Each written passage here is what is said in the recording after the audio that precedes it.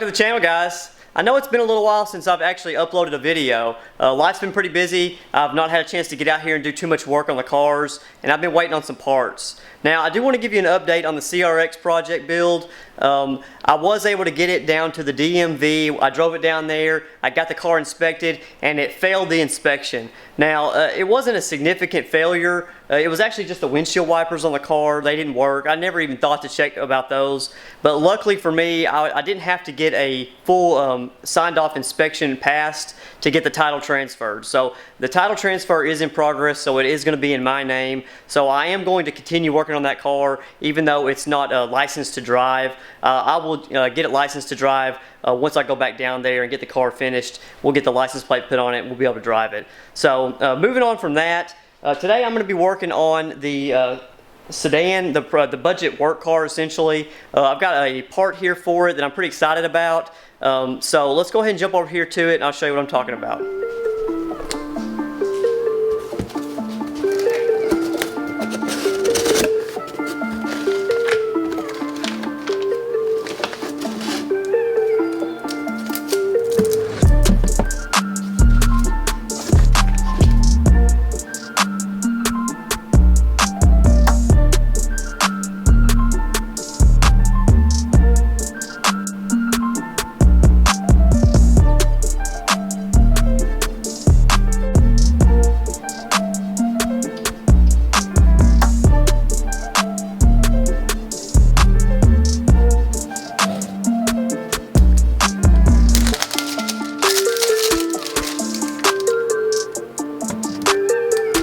Alright, well, what I've got here is something called the Ghost Box. This is made by Jordan Distributors Incorporated.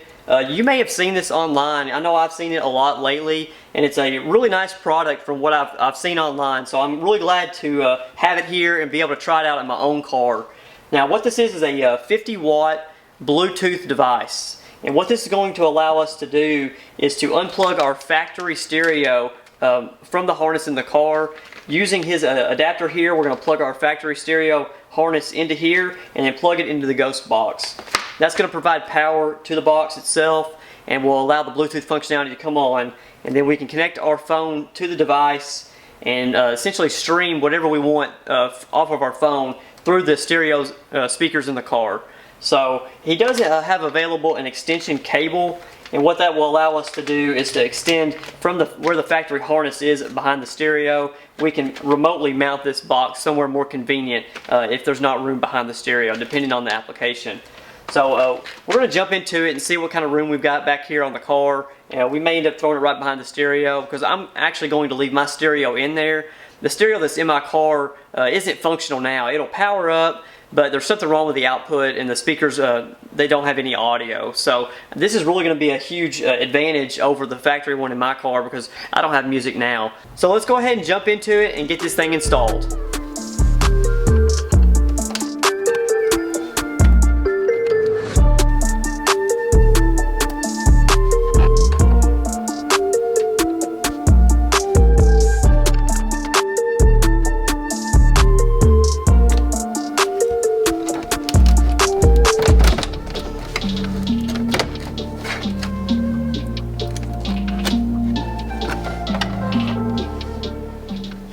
Alright, the only thing holding the factory stereo in is this one screw here on the back side underneath. Okay, with that screw taken out, I should be able to just push on the back side here and slide this out.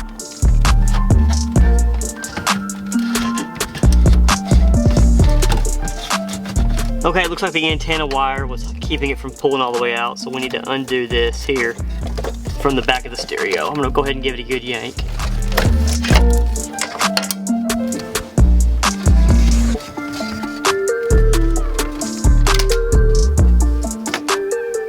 Okay, now that I have the Ghost Box here, I've been looking to find a good spot to put it, and it looks like I might be able to stick it right here in the dash, actually behind the bottom console there.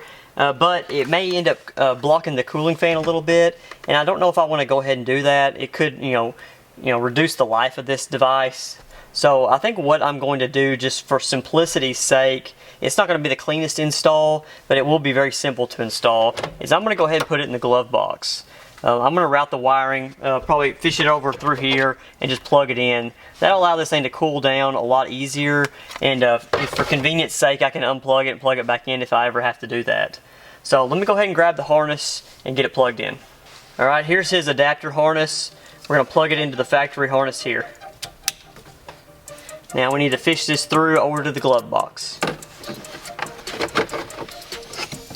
Alright, you can see here that it's not quite long enough to plug in comfortably, so we're going to get the extension harness. Alright, I'm going to plug this extension harness in, and then we're going to fish over what we need and get it plugged in.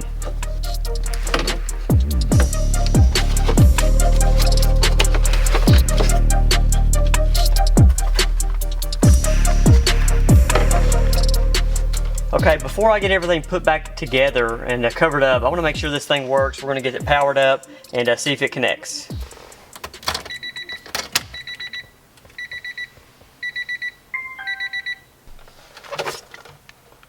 Okay, that audible tone and this little blue light in here lets me know this thing is powered on.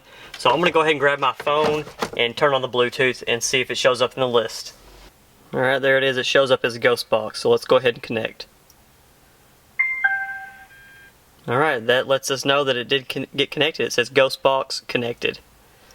Alright, let's see if we can get some music playing.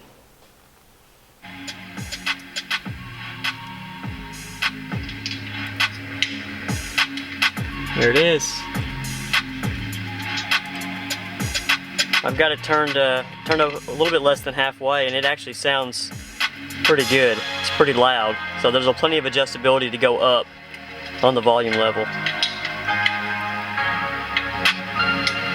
I'm not going to go up too much louder than that. Don't want to damage my speakers.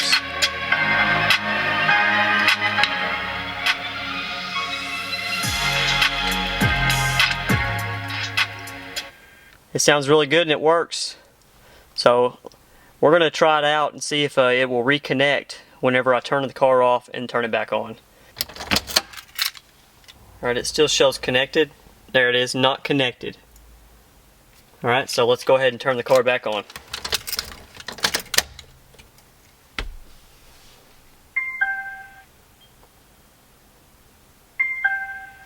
Connected. That's very fast too. Alright, let's get this thing buttoned back up. Looks like it's going to work for me. Alright, before I put this in the car, I'm going to go ahead and put some wire loom around here just to clean this up.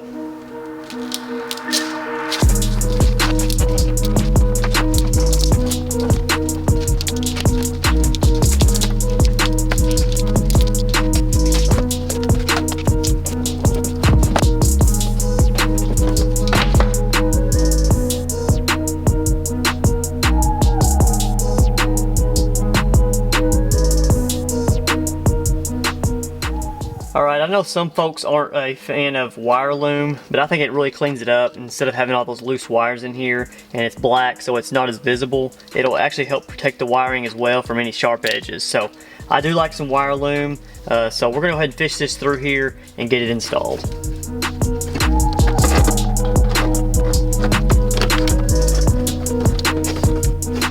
Okay, with our wiring out of the place, I'm going to go ahead and slide this factory stereo back in place.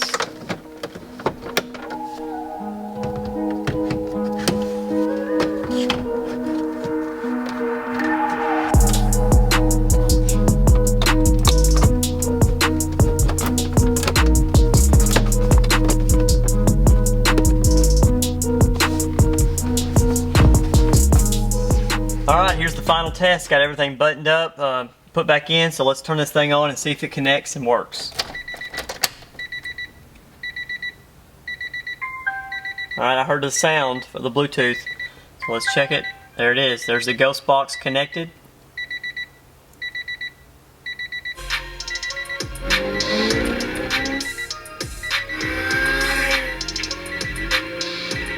Well, my initial impression with this product is very positive. I really think it's a super easy install. It really depends on your car and how easy it is to get your old stereo out. But for me, it was just a few screws. It slid out. You just plug it in, and then you just connect on your phone. Every time you turn your car back on, it's going to reconnect. So it was super easy.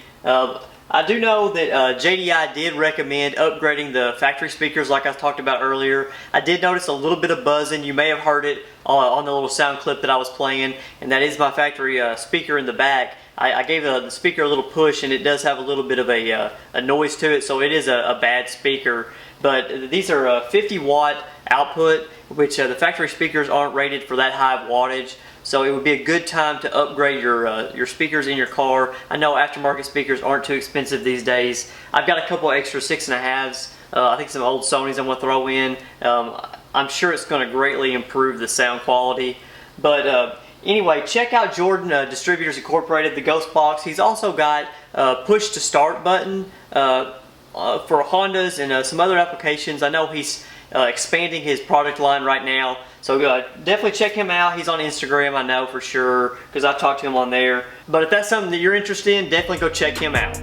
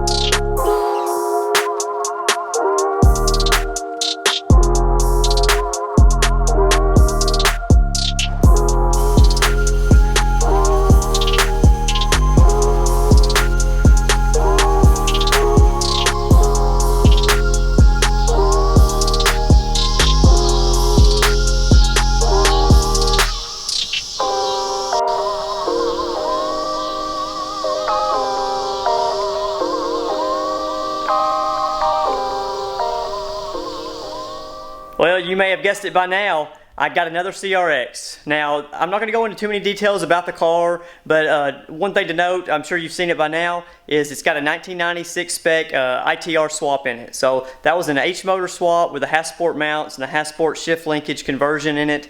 It does have some problems, and I'll go over it in a later video, but I've been looking at this car for off and on for the past year or more actually, and I finally was able to get in contact with the owner and come to an agreement about the price and arranged someone to go get the car. So I'm happy to say it's here at my garage, and hopefully we'll be digging into it pretty soon. I'm pretty excited about it. It's going to be something new for me. It's got the 96 spec ITR swap like I was saying. So I know my black CRX has a B16 swap, but if that ITR swap ends up being as nice condition as I might think it is, then it may end up in this car. I don't know. We'll have to see. I haven't decided yet what I'm going to do with it, but first things first, we'll have to tear into it, do some tests on it, clean it up, maintenance, other things like that. But stay tuned, and we'll be digging into that one pretty soon as well.